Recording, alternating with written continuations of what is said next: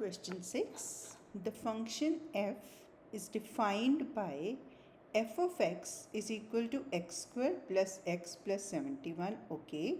So here x is the input, right? So if you give any input, what is the output? That is f of x. Now question says, what is the value of f2? That means if we give input as 2, what will be the output? So we have to replace every x with 2.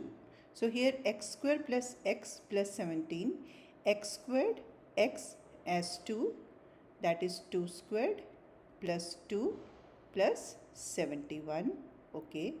2 squared is 2 times 2, 4 plus 2 plus 71. 4 plus 2 is 6 plus 71 is equal to 77. So f of 2 is equal to 77.